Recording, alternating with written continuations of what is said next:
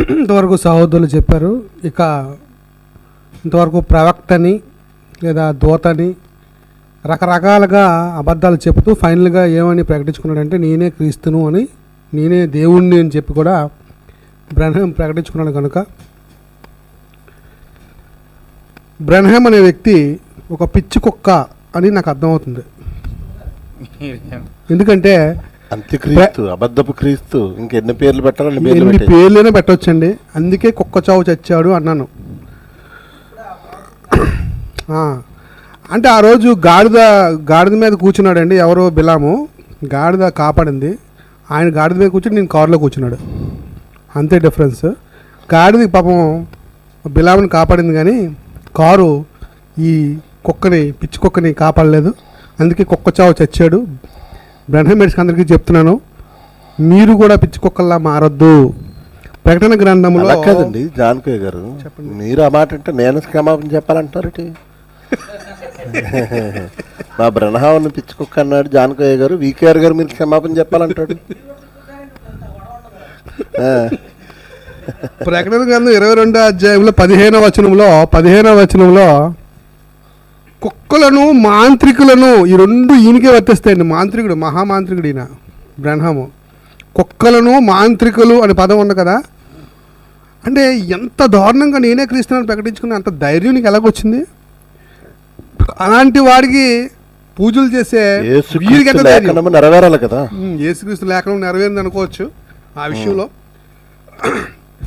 అసలు ఈ 10వ అధ్యాయము, ప్రకటన గ్రంథం 10వ అధ్యాయం 7వ వచనంలో మొదటి మాట, 7వ దూత పలుకు దినములలో అతడు బోర ఊదబోవుచుండగా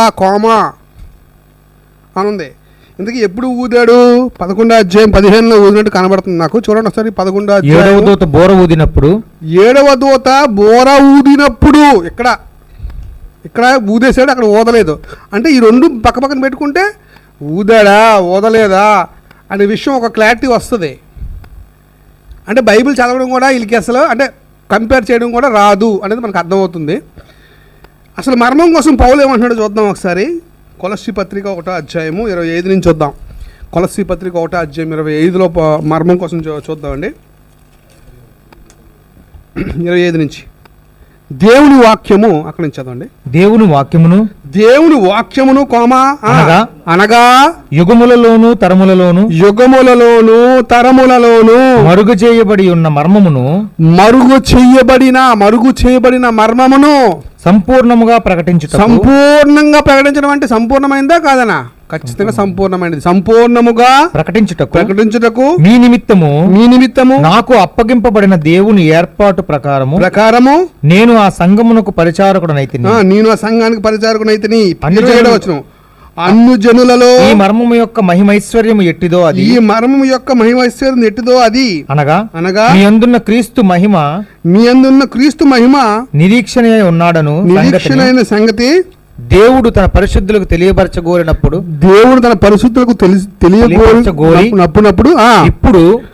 ఇప్పుడు ఆ మర్మమును వారికి బయలుపరచెను. ఇప్పుడు అంటే ఎప్పుడు చాలా క్లియర్గా ఇప్పుడు అని పౌలు టైం కోసం చెప్తున్నాడు. టైం సెన్స్ అంటే అప్పటికి ఈ బ్రన్హామ్ లేడు. ఇప్పుడు ఆ మర్మము వారికి బయలుపరచెను అంటే అయిపోయింది, ఓవర్ అని చాలా క్లియర్గా కనబడుతుంది. ఈయన మనిషి కుమారుడా? ఏమండి, ఈయన దేవుడా? ఏం మాట్లాడుతున్నాడండి? ఏమండి, అసలు దావీదు కుమారుడు అని మత్తయి 1:1లో అబ్రహాము తండ్రి అయినా దేవుడు తండ్రి అయినా అబ్రహాం తండ్రి అయినా దావీదు కుమారుడైన యేసుక్రీస్తు వంశావళి చాలా క్లియర్గా కనబడుతుంది. ఎంత క్లియర్గా రెఫరెన్స్లు ఉన్నా సరే మనుషు కుమారుడికి సంబంధించిన రెఫరెన్స్లు క్లియర్గా ఉన్నాయి. అలాగే నెక్స్ట్ టాపిక్ ఏదైనా ఓకే. అయితే ఇక్కడ మర్మం కోసం మనం మాట్లాడుతున్నాం కనుక మర్మం ఏంటి అని వాళ్ళు బ్రదర్స్ చెప్పారు. యూదులతో పాటు మనం కూడా సమాన వారసులు అవటానికి, దేవుడితో సమాధాన పరచటానికి సువార్త మర్మాన్ని అంత క్లియర్గా చెప్పడం జరిగింది. ఇంకొక ఆయన కామెంట్ పెట్టాడు ఏంటంటే యేసుక్రీస్తుకు కూడా మర్మం తెలీదా? షాక్ అండి ఇది మాత్రం. అంటే ఎంత పిచ్చెక్కించాడు మరి మిమ్మల్ని, అంటే ఎంతగా ఎలాజనలో తీసుకెళ్ళాడు అంటే మీరు ఖచ్చితంగా మీకు జబ్బులు ఉన్నాయి అని చాలా క్లియర్గా అర్థమవుతుంది. కొలస్సీ పత్రిక 2వ అధ్యాయము, కొలస్సీ పత్రిక 2వ అధ్యాయం 3వ వచనంలో బుద్ధి జ్ఞానముల సర్వ సంపదలు ఆయన యందే గుప్తములై ఉన్నవి. చాలా క్లియర్గా ఆయనకు తెలియదంటూ ఏమీ లేదు. ఆయన దేవుడు, కలిగి ఉన్నది ఏది ఆయన లేకుండా కలగలేదు. చాలా క్లియర్గా ఉంది ఇక్కడ, చాలా క్లియర్గా ఉంది. కనుక అబద్ధాలు చెప్పకండి. చెప్పే కొద్ది మేము ఇంకా ఇంకా ఇంకా నిజాలు చెప్తాం. సత్యమే గెలుస్తుంది.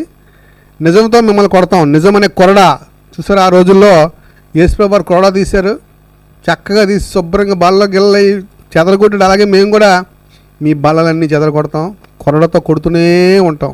దేవుడి మాటలు దీవించిన కాక. Thank you. ఓకేనండి, చిన్న విషయం చెప్పి నేను ముగిస్తాను. ఇక ఎన్నో రకాలుగా ఈయన ప్రకటించుకున్నాడు. పాత నిబంధనలో ఉన్నట్టుగా, పొతల దగ్గర ఉన్నట్లుగా, దానియేలు గ్రంథంలో ఉన్నట్టుగా, ఇలా రకరకాలుగా ప్రకటించుకొని ముఖ్యంగా ఏలియా నేనే అంటూ తానే ప్రకటించుకున్నాడు. ఇక ఈ మలాకీ గ్రంథంలో అని ప్రకటించుకున్నాడు. వీళ్ళు ప్రసంగాలను విన్నప్పుడు మార్క్ గారు ఒక 5 ప్రస్తావనలు చూపిస్తూ 5 సార్లు రావాలి ఏలియా అంటూ మాట్లాడుతూ, 5వసారి వచ్చింది ఎవరు కాదు, బ్రహ్మే వచ్చాడని డైరెక్ట్గా ప్రకటించుకున్నాడు. ఒక క్లారిటీ లేకుండా ప్రకటించుకున్నాడు. క్లియర్గా యేసుప్రభు వారు 11వ అధ్యాయంలో మత్తయి సువార్తలో చాలా క్లియర్గా చెప్పాడండి.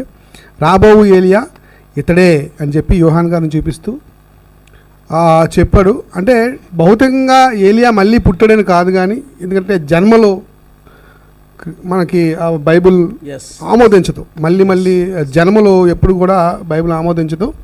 అయితే ఏలియా యొక్క స్వభావం, ఏలియా యొక్క ఆత్మ కలిగిన వాడు యోహాన్ గారు అని మనకు చాలా క్లియర్గా లోకాసువార్తలో మనకు కనబడుతుంది. కనుక బైబిల్లో చాలా క్లియర్గా చెప్పిన ప్రవచనం ఏ విధంగా నెరవేరింది అనేది చాలా క్లియర్గా మనకి యేసుప్రభు వారు స్వయంగా తన మాటల్లోనే, ఇదిగో he is the person who is ఏలియా. మలాకీ గ్రంథంలో మీరు వెయిట్ చేస్తున్నారు చూసారా, ఆ వెయిట్ చేస్తున్న ఏలియా ఎవరు కాదు, ఈయనని చాలా క్లియర్గా చెప్పడం జరిగింది. గమనించాలి.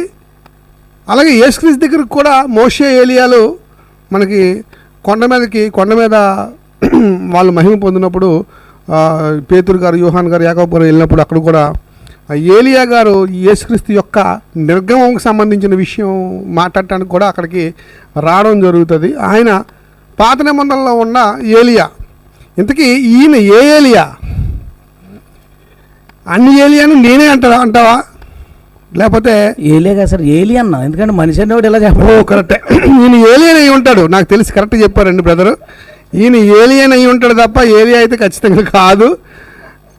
ఏలియా పౌరుషం ఎక్కడా, ఆయన స్వరం ఎక్కడా? ఏమండి, యోహాన్ బాప్తీసు ఇచ్చినప్పుడు వాళ్ళు వచ్చినప్పుడు, ఎవరైతే బోధకులు వచ్చినప్పుడు ఏమన్నాడు? సర్ప సంతానమా అని లెఫ్ట్ అండ్ రైట్ ఇచ్చేసాడండి. చాలా స్ట్రాంగ్ పర్సన్ ఆయన. అంటే ఈయనేమో అడవుల్లోకి వెళ్ళి మిడతలు, ఇవి తేనె మిడతలు ఆయన ఆహారం తీసుకుంటే, ఈయన అడవిలోకి వెళ్ళి వేటాడుతాడా? ఆయన ఎక్కడా, ఈయనెక్కడా?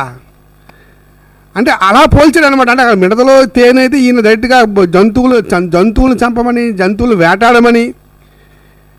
ఏసావు వేటాడాడంటే అది వేరే సంగతే. అంతేగాని ఇప్పుడు ఈయన ఎందుకు వేటాడుతాడు? యాసావుకు శాపం మిగిలినట్టు అలా శాపం మిగిలింది అంటారు. అంటే యాసావు సర్ప సంతానం అంటాడు. మళ్ళీ ఈయన యాకోబేమో దేవుడి సంతానం, ఏసావేమో సర్ప సంతానం అంటాడు. ఏమో ఆ కోణం నుంచి ఈయన వచ్చాడేమో. ఎందుకంటే ఆయన వేటాడినట్టు ఈయన కూడా వేటాడుతున్నాడు. ఆయన బాణంతో వేటాడితే ఈయనేమో గంటతో వేటాడుతున్నాడు. గమనించాలి. ఇలా వేటకెళ్ళే ఎవడో కాల్చి పడేస్తే వెళ్ళి హాస్పిటల్లో జాయిన్ అయితే మందులు కట్టడానికి కూడా ఈయన డబ్బులు లేకపోతే ఇంకో ఉగ్రవాద సంస్థ వచ్చి ఈయనకి హెల్ప్ చేసిందని మనం స్టార్టింగ్లో నేను చెప్పా. అంటే దీని బట్టి మనకి ఏమర్థం ఉందంటే చెప్పేవన్నీ అబద్ధాలేనండి. ఆయన ఏలియా కాదు, పాడు కాదు, యేసుక్రీస్తు కాదు, అవేవి కాదండి. నాకు తెలిసి ఒట్టి మనిషి కూడా కాదు ఆయన.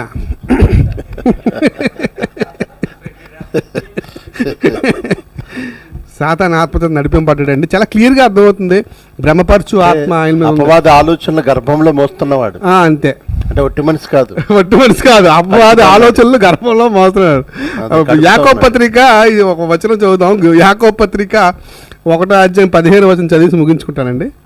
కరెక్ట్ గుర్తు చేసే కరెక్ట్గా యాప్ట్ అయింది అది. 1:15 ఒకటో అధ్యాయము. ఇదిగో అందరికీ తీర్పు తీర్చుటకు. యాకోబు పత్రిక, యాకోబు పత్రిక